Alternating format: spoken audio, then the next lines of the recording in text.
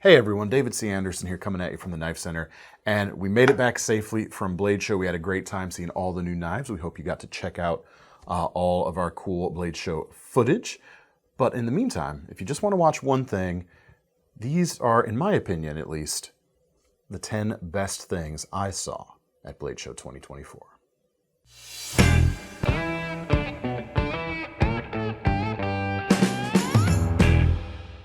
All right, so before we get started, I'll just say this. Blade Show is an awesome show. It consists of production companies and a lot of custom makers, a lot of amazing custom makers showcasing their work. Unfortunately, this list is not going to focus on the custom makers because when Thomas and I go to cover the show, we're primarily focused on the production stuff. So that's kind of what I got. And I didn't even have a chance to go and look around and buy any knives for myself this year. We're very busy. Busy show. How do I go to a knife show and not buy a knife, you guys? Same way I did, Pinky. Well, in any case, this list here is my opinion. And it's just what I'm still thinking about today from seeing at the show. It's what I found the most memorable. And usually I present these in no particular order, but I'm going to try and do them. I ranked them 1 to 10 here today. And I mean, even like 2 minutes ago, I was adjusting the order. So this is hardly scientific. Places could shift around, but the number 1, probably the number 2 spot are definitely solid at number 2 for number 2 and number 1. But anyway, let's start. Number 10, counting down, the Vosteed Mini Psyop. I really enjoyed that little knife. The version they had there was green canvas micarta, and actually I forget the blade steel on it, but it was about a 3-inch blade, really cool little drop point shape. And it was just a very tidily put together, tidy dimensions on a crossbar locking pocket knife. Great for everyday carry if you don't need something big. It was built super well. Happy to see Vosteed putting some new lock mechanisms out too, but the Mini Psyop, just as a design, really did it for me. And it's gonna offer really good value when they come out as well. All right, coming in number 9 is Kizer with the Mini Grouper that they had. And it's an interesting shape, but it's noteworthy to me because of the locking mechanism they use. They've introduced a new mechanism. I'm not sure what they're calling it yet, but it is their take on what Spyderco did with Spyderco's compression lock, but a button actuated version of it. And usually I'm honestly not a huge fan of button actuated compression style locks because oftentimes you lose, this is not one of those, but I'm just going to use this here as an example. You lose a lot of space here on the blade to make room for that button passing through the handle. And oftentimes, especially when done on a smaller knife, I feel like it's just not necessary to have that space, and as such as taking away usable edge. But the way they managed to do that with the Mini Grouper here, it's just got basically a sharpening choil, not a finger-sized choil. It is going to behave a lot like a button lock, but you're going to have the benefits of that, you know, indented tab in the tang of the blade, compressing the lock force in many different directions. So very cool. Glad to see the innovation there, and glad to see something that I don't really care for addressed and rendered null. That was pretty cool. Next up, coming in number 8, the ProTech FlyFather. I thought this was just super cool. It's a collaboration between ProTech and I believe he said it was the folks at Blade Runner Systems, or actually, Squid. Sorry, thank you, Thomas. Thomas was doing the edit, so he's looked at this footage more than I have.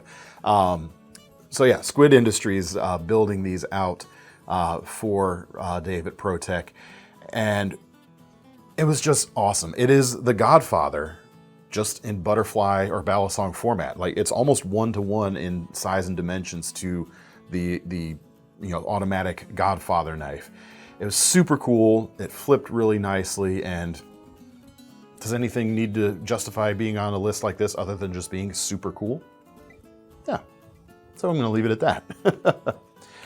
Next up, number 7, Liong Mah with the KUF V3.5 with MagnaCut blade steel and titanium handles. Now, the KUF design is not new. It's been kind of iterated over time. There have been various generations. I really like the dimensions of this 3.5, and just the materials are on point. The MagnaCut steel is going to be great on a folder like this, which is designed not only to do your EDC stuff, but also to do food prep. But it's got the steel you want for doing, kitchen work, cutting around bones, cutting on a cutting board, the toughness to stand up to those kinds of uses, the stainlessness that you would like in a kitchen, and when you go to use it anywhere else, the edge retention you want for your everyday carry. I just really enjoyed the way these were put together, and it doesn't hurt that it's going to be a KnifeCenter exclusive release when it first comes out as well, so I'm very excited about that personally. Next up, coming in at number 6, the Kershaw Tilt, which I actually have one right here. This belongs to Seth, my occasional co-host here. He managed to snag one of these. It's kind of a resurrection of a knife that Kershaw made before even spinning off the ZT lineup, and it was the most premium knife Kershaw has ever made. And now this new 50th anniversary version, you can see right there, let me make sure I'm holding it up right, engraved right on the back. This 50th anniversary version is now the fanciest version of the Tilt, and hence the fanciest knife or most premium knife Kershaw has ever made. Just super, super cool. It's using some of the innovations that they brought to the table, such as the composite blade technology. You've got crew wear here on the cutting edge. I believe it's 14C28N here at the back, and I'm not actually sure what the center strip is here, but I love the way it carries that carbon fiber line through to the back. They're using their sub frame lock here, even though both the materials are titanium. It's just a cool show off of technology. Internally mounted clip, wraparound inlays there with the carbon fiber on the back. It's just sweet. It's cool to see them bringing it back. Portent of things to come maybe from Kershaw. Maybe some more premium offerings are coming up. I don't know. Purely conjecture on my part. I didn't even unfortunately get a chance to talk to them very much at the show, but how cool is the return of that knife. And congratulations on 50 years to Kershaw. I mean, that's a huge accomplishment in this industry for sure. Coming in number 5 now, pushing the envelope even further in their engineering prowess, LionSteel with the Twain, a button lock folder. And this is a double integral. And LionSteel, of course, is known far and wide for how well they execute an integral titanium folder where the handle, I don't have an example here, but again, the handle is one piece of titanium, not two sides bolted together. Well, they've essentially created a skeleton of integral titanium for the main body of the knife, and then an integral inlay. It's a U-shaped inlay that sits on top of that, so double integral. Very, very cool. Cool design just from a usability standpoint as well, with its drop point blade. I believe it had MagnaCut steel. Not sure actually. I'm also at the point where steel doesn't always matter to me if the design speaks to me, and this is one where the design really, really speaks to me. The button lock action is good, the engineering is good, the design's good, and they look really cool too, thanks to the way that inlay wraps around the back. Very nice. All right, coming in at number 4. This one surprised me, I found it surprising that I enjoyed this as much as I did, and that's the CRKT Fial, a Princeton Wong design. And the reason I say I'm surprised is, let me show you what's going on here at the spine. This is actually a combination knife and wine opener right here. And I'll admit, when I first saw this announced just ahead of Blade Show as being one of their Blade Show releases, I didn't really pay it much attention because most of the time, okay, you got a corkscrew on your knife. Doesn't really excite me. And we've seen some fairly gimmicky versions of that over the years. But in hand, this does not feel gimmicky at all. First off, let me fold that back up. How premium does that look? And I should mention, this is one of, or available in a more premium format like this with an M390 blade, $275. I believe it's made in Italy, and it feels every bit the premium knife. The lifter, or the hatch that hides, let me close the blade first, that hides the corkscrew there, fits in super, super seamlessly, and it acts as that extra helper, that leverage when you're actually opening the bottle, which makes it far more easy to use than your typical, let's say, Swiss Army knife with a corkscrew on it, where you're just relying on brute force and twisting. That really goes a long way to helping you out. And it's also got a bottle opener down here as well. So it's a 3-function multi-tool. But ultimately, it's just the precision of how well this is put together that convinced me that this was not just a gimmick knife. If $275 is too much, there is a less expensive version too, coming in about $135. You lose some of the titanium, you've got steel instead for the handles, and you've got 12C27 for the blade steel, but it functions the same. It feels almost as perfectly put together as the higher end version, but it's got its own little high end touches too in the pivot as well. Very cool design. I'm glad CRKT stuck their neck out and put something like this out on the market. Actually, I believe it won Most Innovative Folder of the Year as well. Congrats to them. All right, coming in number 3, speaking of another winner, and this one was a little bit painful for me, but I'm fine. The GiantMouse GMF1-XL. And I say it was a little bit painful for me because this knife won the best imported fixed blade of the year. And my Pocket Tango was actually in consideration for that award as well. And I was really hoping I could pull out a win, but this is a Jesper Vakne's design. He's been in the industry for a long time. No shame in losing to such a class act. And no shame in losing to such a cool knife as well.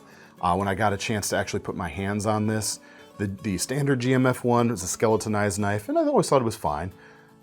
You know, nothing wrong with it, but it never kind of overtook my imagination. But the XL version is really sweet. The addition of handle scales for some really nice ergonomics, and a small enough handle for nimbleness and keeping things compact, but a pretty broad blade attached to it. Really impressive in looking, really nice feel in the hand, really nice pinch point thanks to the way the circle ahead of the handle scales there fits in. It was just super nice. I'm really looking forward to getting my hands on it a bit more once they come in stock here at the KnifeCenter, because yeah, well-deserved win. It was very, very nice. All right, now we come down to number 2. And as I said, you know, numbers 3 through 10, the order could shift around a little bit if you ask me tomorrow versus today. But number 2, easily and firmly, came from Boker and their History Knife and Tool brand with the sleeve dagger. It was the first item shown in the first interview we did at the show and the first video that went up.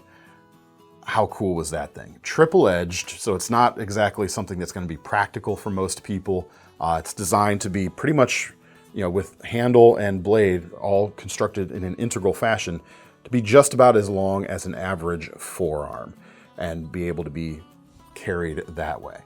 I loved the construction on it. I loved the finish on it. It looked, you know, it was a brand new factory fresh knife, but it looked loved. It looked antiqued in all the best kind of ways, and it felt great. And again, for just pure cool factor, if we were judging this whole list based on just cool factor, that would definitely be number 1. As such, I think there's a more deserving knife in this particular case, but man, what a sweet, sweet piece of engineering that was. Maybe not piece of engineering, but a sweet piece of steel that was. Looking forward to those being in stock as well. And coming in number 1, maybe provisionally, no. Coming in number 1, the new version that the Demkos showed us of the Shark Cub is really intriguing.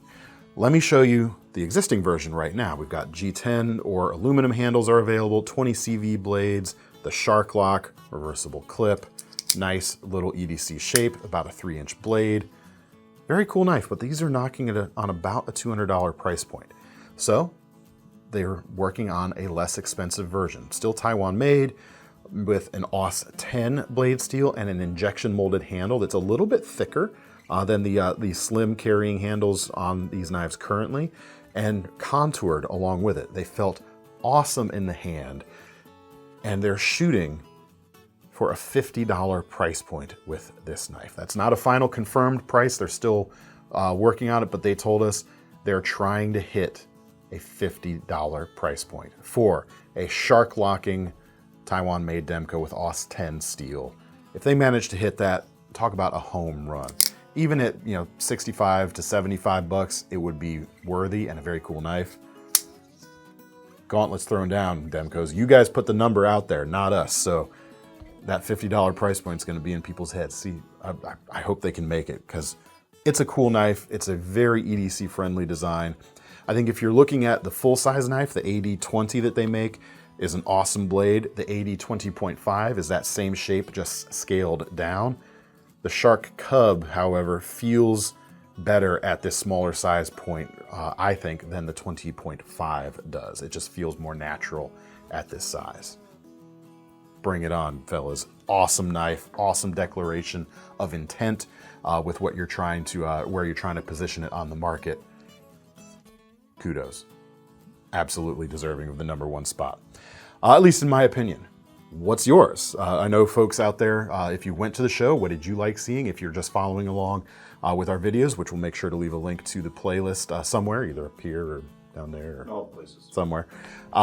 What did you enjoy seeing in the videos that you saw? Let me know down in the comments. It doesn't have to be a top 10. If you've got like a top 3, top 5, whatever, throw it down there. Love to hear it. That's all we've got for today. We'll leave links over to at least the brand pages on everything mentioned here today, since a lot of this is not available yet. It is coming soon, within the next few months in many cases, but you can follow along there and see what is available. That'll take you over to KnifeCenter.com. And don't forget about our long-running Knife Rewards program, because the least thing we can do when you buy one of our knives today is give you some free money to spend on your next one. I'm David C. Anderson from the Knife Center. That's Thomas behind the camera. We're signing off. See you next time.